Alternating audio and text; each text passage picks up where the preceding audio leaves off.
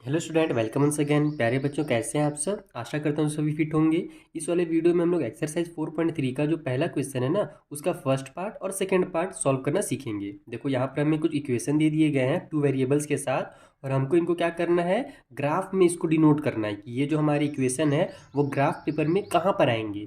तो इस टाइप से क्वेश्चन ना, इस चैप्टर का मेन उद्देश्य यही है कि आपको ग्राफ पेपर में कैसे डिनोट करना है ये समझ में आना चाहिए। बाकी आपने एक्सरसाइज 4.1 4.2 सॉल्व किया है, वो भी ठीक है, लेकिन मेन आपको अभी यही सीखना है इस वाले चैप्टर से, क्योंकि आगे चल करके आपके बहुत ज़्यादा काम आने वाला है। ठीक है, तो आइए स्टार्ट करते हैं। हम लोग कुछ बेसिक कॉन्सेप्ट के साथ पहला और दूसरा वाला क्वेश्चन इस वाले वीडियो में सीखेंगे, और जो मैं तीसरा वाला चौथा वाला का वीडियो बनाऊंगा ना, इन दोनों क्वेश्चन का जो वीडियो बनाऊंगा वो आपको मैं ऊपर उसका लिंक आई बटन में भी दे दूंगा और नीचे डिस्क्रिप्शन बॉक्स में प्रोवाइड करा दूंगा। आप वहाँ से जाकर भी नेक्स्ट वीडियोस को देख सकते हो। तो चलिए स्टार्ट करें और जल्दी से इन दोनों क्वेश्चन को कैसे सॉल्व करना है ये कॉपी में सीखते हैं। तो देखो, ये जो है ना, ये क्वेश्चन जो हमारा आर एस अग्रवाल की बुक से है। उस टाइम जब मैं वीडियो बना रहा था ना, तो उसमें मैं आपको बस ये वाला ग्राफ इसलिए दिखा रहा हूँ ताकि आपको समझ में आ जाए कि जब अभी आप ग्राफ बनाओगे तो वो कुछ इस तरीके से बनेगा। मैं आपको बेसिक्स में समझाना चाहता हूँ कि सबसे पहले तो ध्यान दो कि आपका जो होता है दो लाइन होता है, एक एक्स एक्सिस होता है, एक वाई एक्सिस होता है। ये आपने क्लास 6 7 में पढ़ा हुआ है, फिर भी मैं थोड़ा सा रिवाइज करा देता हूँ, 8 में ही पढ़ा था आपने। बीच वाला जो पॉइंट होता है इसको ओरिजिन पॉइंट बोलते हैं। इसका जो होता है ना कोऑर्डिनेट, वो 0 और 0 होता है। इधर हमारा जो एक्स की तरफ चलता है ये प्लस का 1 2 3 4 चलता है। इधर हमारा प्लस का 1 2 3 4 चलता है ऊपर में। लेफ्ट साइड में जाओगे तो एक्स का ही रहेगा, वो एक्स डैश बोलते हैं, लेकिन वो माइनस का रहता है। और नीचे में भी जो हमारा है वो भी वाई का रहता है। जैसे ऊपर से नीचे तक ये पूरा वाई का है, लेकिन ऊपर जब प्लस वाला चल रहा है तो वो वाई कहलाएगा, और नीचे जब आता है तो उसको वाई डैश कहा जाता है, और ये नीचे जब आ रहा है तो वो माइनस का है। ठीक है, तो इस तरीके से अपन ग्राफ को ड्रॉ करते हैं। बस थोड़ा सा मैं रिवीजन कराना चाह रहा हूँ आपका। बाकी फर्स्ट क्वाड्रेंट है, second quadrant, third quadrant, fourth quadrant, इस तरीके से भी इसको बोला जाता है। वो सब चीज़ें आपको समझने की हमें जरूरत नहीं है, फिलहाल बस आप इतनी ही समझो। ठीक है, अब आप देखोगे कि मैंने वहाँ पर भी लीनियर इक्वेशन में इन टू वेरिएबल्स का हमने वहाँ पर भी ग्राफ बनाया है। तो आप देखोगे कि यहाँ पर कोऑर्डिनेट्स दिया हुआ है 3 और 4, 0 और 8 है ना, 6 और 0 है। लेकिन अभी आपने क्वेश्चन में देखा कि वहाँ पर तो इक्वेशन बना के दिया हुआ था, x plus y equal to 2, इसी तरीके से कुछ इक्वेशन था वहाँ पर। तो इक्वेशन में हम लोग ये वाला वैल्यू कहाँ से फाइंड कर सकते हैं?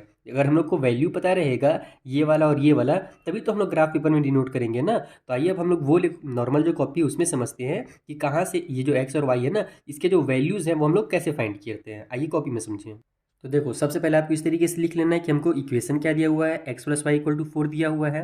आप ऐसा एक टेबल बना लो जिसमें एक्स के आपको कम से कम 2 सॉल्यूशन और वाई के कम से कम 2 सॉल्यूशन निकालने हैं। आप इसे ज़्यादा भी निकाल सकते हो, 3 सॉल्यूशन 4 सॉल्यूशन, जितना निकालना चाहो निकाल सकते हो, वो आपके ऊपर है। ठीक है, बाकी 2 सॉल्यूशन में भी आपका काम हो जाएगा, तो ज़्यादा मत निकालो। चलो, यहाँ पर देखो x plus y equal to 4 दिया हुआ है ना। अब यहाँ ये जो हमने लिखा है सॉल्यूशन होता है क्या वो समझो ना आप। सॉल्यूशन ये होता है कि यहाँ अगर मैं एक्स की कुछ वैल्यू पुट करूँ तो वाई का मेरा दूसरा कुछ वैल्यू आना चाहिए। ठीक है, और दोनों को वैल्यूज़ को अगर मैं आपस में सॉल्व करूँ तो राइट हैंड साइड के बराबर आता है। ये सब चीज़ें आपने 4.1 में और 4.2 में देखा था।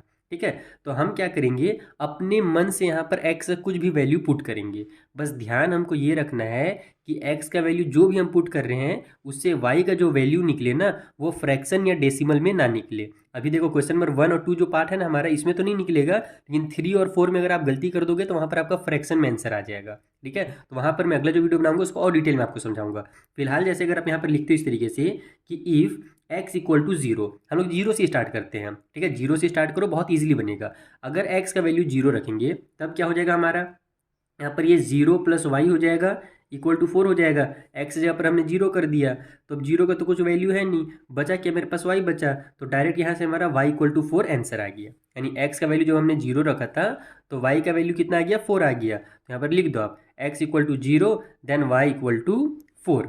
अब उसी तरीके से आप क्या करो, एक्स का कुछ दूसरा वैल्यू रख लो। आप डायरेक्ट भी बना सकते हो, वाई का वैल्यू डायरेक्ट आप 0 रख दोगे तो एक्स का 4 आ जाएगा, लेकिन वैसे भी मत करो आप इसको। मतलब देखो, बहुत सारे तरीके हैं, कई तरीके हैं मैथ को सॉल्व करने के। आपको जो इजी लगे वो इजी उस मेथड से आप सॉल्व करो। जरूरी नहीं कि जो मेथड मैं बताऊं वही आपको समझ में आ जाए। हो सकता है कि टीचर वाला आपको ज़्यादा इजी लगा हो तो आप टीचर वाले मेथड से बना सकते हो। बाकी नॉर्मल तरीका यही है कि जैसे अगर आपने एक्स का वैल्यू 0 रखा तो वाई का वैल्यू 4 निकल गया। अब एक्स का वैल्यू आप 1 रख के देखो कि एक्स का वैल्यू अगर मैं 1 रखता हूँ तब वाई का वैल्यू कितना निकलता है। तो देखो, एक्स जगह पर फिर मैं 1 रखूँगा तो प्लस वाई होगा, और इक्वल की साइड में 4 है। अब ये मेरा 1 इधर चल जाएगा तो वाई इक्वल टू 4 माइनस 1 हो जाएगा, तो वाई की वैल्यू यहाँ से 3 निकल गई। तो एक्स का जब हमने 1 रखा तो वाई का वैल्यू 3 निकल गया। तो हमको ये 2 पॉइंट्स मिल गए हैं, 2 कोऑर्डिनेट्स मिल गए हैं। ठीक है, इसको हम लोग ऐसे भी लिखते हैं, देखो 0 और 1 लिखते हैं, और ये वाला जो है ना ये हमारा 4 और 3 लिखाएगा। कभी भी जो शुरू वाला लिखा जाता है ये एक्स का वैल्यू लिखा जाता है, बाद में वाई का वैल्यू। यहाँ पर x का वैल्यू, सॉरी ये मेरा उल्टा लिख दिया मैंने, एक सेकेंड, ये गलत हो गया। 0 और 4 हो जाएगा ये इस तरीके से, ये हो गया x का वैल्यू और 4 है y का वैल्यू ऐसे। और उसी तरीके से इधर मेरे पास ये 1 हो गया x का वैल्यू और उसके नीचे जो 3 है वो y का वैल्यू हो गया। इसको ऐसे आपको लिखना नहीं, बस मैं आपको लिख के समझा दे रहा हूँ कि इस तरीके से लिखा जाता है। ठीक है, अब चलिए हम लोग ग्राफ पेपर में चलते हैं। मैं जल्दी से ग्राफ ड्रॉ कर लेता हूँ वीडियो को पॉज करके, और उसके बाद फिर हम लोग उसमें डिनोट कर देंगे। तो देखो यहाँ पर हमने ग्राफ ड्रॉ कर लिया है। यहाँ पर आप एक चीज़ ध्यान देना कि हमने इधर जो माइनस वाला है ना उसको ज़्यादा बड़ा नहीं किया, -1 -2 किया, नीचे भी -1 -2 किया।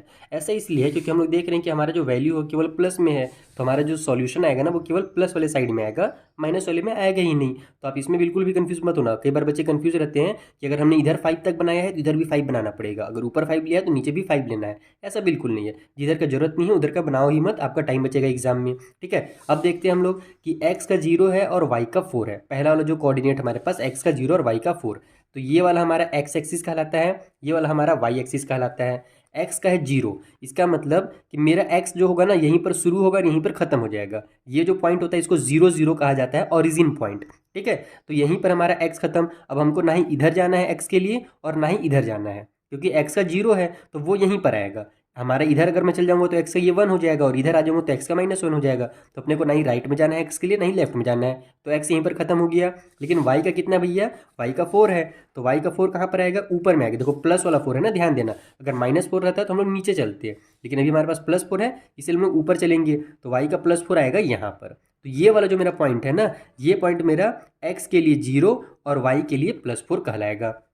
दूसरा पॉइंट देखो 1 और 3 है, यानी x के लिए 1 है और y के लिए 3 है। तो यहाँ पर x के लिए 1 देखो कहाँ पर आएगा, ये देखो ये वाला मेरा लाइन हमारा x वाला है, तो यहाँ पर मेरा ये जो है +1, ये वाला ये x का +1 है, तो बस यहाँ पर मेरा x का 1 आ गया। लेकिन अभी हमको y वाला भी लेना है साथ में, तो y का कितना भी है, y का 3 है। तो इससे सीधाई में आप y के 3 में पहुँच जाओ, तो ये 1 के सीधा गया मैं इधर, ये आया और यहाँ पर आ गया। तो ये वाला देखो y का 3 हो जाएगा और यहाँ से नीचे से हमारा x का 1 गया है, तो यही पॉइंट जो होगा मेरा x के लिए 1 हो जाएगा और y के लिए 3 हो जाएगा। अब यहाँ पर कई सारे बच्चे कंफ्यूज होते हैं। कंफ्यूज क्या में होते हैं कि सर आपने कुछ दूसरा बना दिया और हमारे बुक में कुछ दूसरा लाइन दिया हुआ है, लेकिन ऐसा कुछ नहीं है। देखो पहले तो मैं भी इसको लाइन ड्रॉ करता हूँ, उसके बाद मैं आपको समझाऊंगा, आपके डाउट क्लियर करूंगा। पहले देखो अब क्या करना है, आपको 2 पॉइंट्स मिल गया ना, दोनों पॉइंट्स का आप सीधा लाइन बना दो इस तरीके से। ठीक है, एकदम सीधा आना चाहिए, ध्यान रखना। तो ये मेरा एकदम सीधा लाइन ड्रॉ हो गया। अब आपने देखा होगा कि आपके बुक में यहाँ 0 4 दिया होगा आंसर में, और यहाँ पर आपका एक 4 0 दिया हुआ है। ठीक है, एक आंसर आपका यहाँ पर 4 0 भी दिया हुआ है, लेकिन मैंने तो 1 3 वाला बनाया था, ये वाला तो मैं बनाया नहीं हूँ। ये बस मैं आपको बता रहा हूँ, मैं बुक से देख कर बता रहा हूँ। तो आप लोग सर हम लोग तो एग्जाम में बुक नहीं रहेगा हमारे पास, तो हम लोग कैसे बुक में देखेंगे। तो बस वही चीज़ है यहाँ पर समझना आपको, ये है कि आप ना किसी भी इक्वेशन का, जैसे देखो हमारा x + y = 4 है ना, तो इसका आप कुछ भी सॉल्यूशन निकाल लो, आपका जो लाइन बनेगा ना वो सीधा ही बनेगा। मतलब यहाँ पर ही मेरा लाइन बनेगा। अगर मैं यहाँ पर 1 और 3 नहीं निकालता, यहाँ पर मैं कुछ और सॉल्यूशन भी निकालता ना, तो भी मेरा लाइन ऐसा ही बनेगा। जैसे देखो मैं 1 और 3 निकाला तो भी मेरा लाइन ऐसे बना है, और अपन में बुक में देख लेना उन्होंने 1 और 3 नहीं निकाला है, उन्होंने 0 4 और 4 0 निकाला है, तो भी लाइन ऐसे बना है। लेकिन एग्जाम में आप रट के तो नहीं जा सकते कि पहला वाला क्वेश्चन का बुक वाले ने 0 4 लिया था, दूसरे वाले का 4 0 लिया था, तो मैं भी वैसे ही लूंगा। ऐसा बिल्कुल नहीं है। अगर आपके टीचर बोलते हैं कि आप बुक वाला ही एकदम बनाओ, तो आप बोल देना मैं रटेगा नहीं साला, नहीं सॉरी साला वाला मत बोलना यार, गलत हो जाएगा, टीचर है आपके। आप क्या करना, बोल देना सर हम लोग रटेंगे नहीं। देखिए बेसिक कॉन्सेप्ट यही है कि आपका बस इक्वेशन जो होगा उसका सॉल्यूशन आपको फाइंड करना है। जब आप फाइंड कर लोगे ना, तो आप लाइन जब ड्रॉ करोगे तो वो ऑटोमेटिकली ही वैसा ही लाइन बनेगा जैसा कि आपके बुक में दिया हुआ है। बस सॉल्यूशन यहाँ पर अलग और यहाँ पर अलग आ रहा है। तो आपके बुक में बुक वाले ने ये वाला सॉल्यूशन फाइंड किया है और हमने यहाँ पर अलग सॉल्यूशन फाइंड कर लिया है। हो सकता है कि आप यहाँ पर वाला ना फाइंड करके यहाँ पर वाला फाइंड कर लो, या यहाँ पर भी फाइंड कर लो। कई सारे सॉल्यूशन होते हैं। एक लीनियर इक्वेशन जो होता है हमारा ना, जिसके 2 वेरिएबल्स हो, उसके आपको कई सारे सॉल्यूशन मिल सकते हैं। ठीक है, तो जरूरी नहीं कि जो बुक में दिया हो आपको वही फाइंड करना है। आप अपने मन से सॉल्यूशन फाइंड कीजिए, ग्राफ ड्रॉ कीजिए, आपका जो ग्राफ है सेम टू सेम बुक की तरह ही आएगा। समझ में आ गई मेरी बात। इसको एकदम दिमाग में एकदम फिट कर लेना कि सॉल्यूशन आपको अपने मन से ड्रॉ करना है। ठीक है, चलिए इसका जो सेकंड पार्ट है ये हमारा कंप्लीट हो गया और इसमें कुछ करने का है ही नहीं। अगर आप इसमें लिखना चाहो तो इस तरीके से लिख भी सकते हो, जैसे आपके बुक में दिया हुआ रहेगा कि ये मेरा इक्वेशन कौन सा था, x + y = 4 था। तो यहाँ पर आप लिख दो कि ये जो मेरा लाइन बना हुआ है x + y = 4 के लिए बना हुआ है। इसको ऐसे ब्रैकेट में क्लोज भी करो ताकि अलग से दिखे वो कि x + y = 4 का जो लाइन है वो ऐसे जाता है। और ये जो मैंने आपको बस समझाने के लिए लिखा है, आप एग्जाम में इसको लिखना मत। अगर आपने 1 3 और 0 4 फाइंड किया तो बस इतना ही लिख के इस लाइन को ड्रॉ कर देना, इसको लिखने की जरूरत नहीं है। First part complete. चलिए जल्दी से अब सेकंड पार्ट करें। तो देखो ये हमारा सेकेंड नंबर का क्वेश्चन है, जहाँ पर हमें इक्वेशन दिया हुआ है x minus y equal to 2 दिया हुआ है। ठीक है, अगर यहाँ पर मैं x का वैल्यू अगर कुछ मैं जीरो वगैरह से स्टार्ट करूँ तो x का वैल्यू जीरो रखूँगा, तो मेरे पास बचेगा क्या, माइनस वाई बचेगा इक्वल टू 2 बचेगा। फिर मेरे को माइनस वाई तो चाहिए नहीं, मेरे को तो चाहिए प्लस का वाई, तो मैं माइनस की साइन को भी ट्रांसफर करूँगा। तो इतना टेंशन नहीं पालने का, मैं तो सॉल्व करेंगे बताया ना मैंने आपको, कई सारे तरीके हैं, कई सारे मेथड हैं। आप क्या करो, यहाँ पर y का ही वैल्यू पुट कर दो। y का वैल्यू अगर मैं जीरो रख दूंगा तो देखो आप कुछ भी कर सकते हो, x का भी वैल्यू पहले लिख सकते हो और y का भी लिख सकते हो, इसमें कोई भी पाबंदी नहीं है, ध्यान रखना। अपने मन से आपको सॉल्व करना है, एकदम मैथ को ना मजा ले लेकर के सॉल्व करो, रट करके सॉल्व मत करो कि सर ने ये बताया था तो मैं भी ऐसे करूँगा, एकदम नहीं। जो सारे बहुत सारे मेथड है, आप किसी मेथड से सॉल्व कर लो।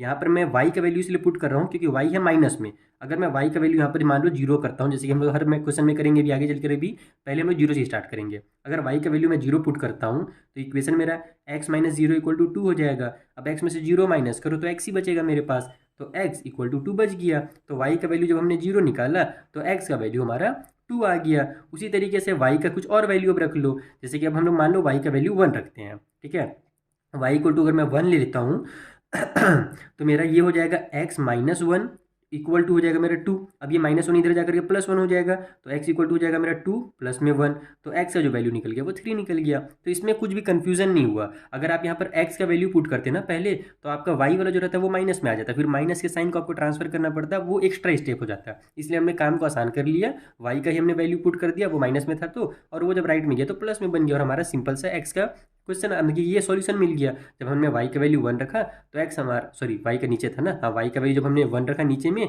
तो x का वैल्यू हमारा 3 आ गया। तो ये हमारे दो सॉल्यूशन मिल गए। जैसे मैंने आपको पहले ही बताया कि जरूरी नहीं कि आपके बुक में यही सॉल्यूशन दिया हो सकता है वहाँ पर कुछ और दिया हो, तो आपको डरना नहीं है, आपको कुछ भी सॉल्यूशन निकाल करके दिखा देना है। और इसी को चलिए अब जल्दी से हम लोग ग्राफ में डिनोट कर लेते हैं।